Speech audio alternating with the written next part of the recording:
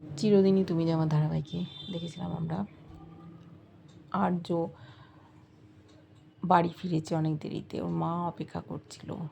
মানসী অর্ক ফিরে গেছিল, কেন এত দেরি, কেন আর্যদা বলল অপর্ণার বাড়িতে এইরকম জীবনের সাথে যুক্ত ছিল। এত বড় ঘরের ছেলে, সে কি করে ওরকম গরিব ঘরের জীবনযাত্রা সম্বন্ধে ওয়াকিবহল। এটাই মানসীকে তাড়া করে ফিরছে। জিজ্ঞেস করেছে, জানতে চাইছে অর্ক হঠাৎ অসুস্থ বোধ করছে, ওকে ঘরে নিয়ে যেতে বলেছে।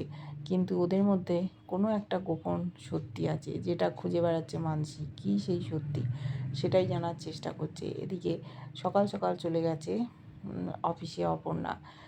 আর্য বলেছে যে ডিনার ডেটে নিয়ে যেতে চায়, যেহেতু পার্টি দিয়েছিল, রিটার্ন পার্টি। কিন্তু আদৌ কেউ যাবে? এদিকে দেখেছি চলে এসছে ওখানে মীরা মনের কথা বলার জন্য আর্যকে। আর্য যেন একটা ভিডিও কল করছে এরমভাবে, ওকে ওখান থেকে সরিয়ে দিয়েছে। ও মনে মনে ভাবছে, যাবে কি অপর্ণা, যা জেদি মেয়ে, ডিনার নেমন্তন্ন অ্যাকসেপ্ট কি করবে? দেখতে থাকবো কী হয়।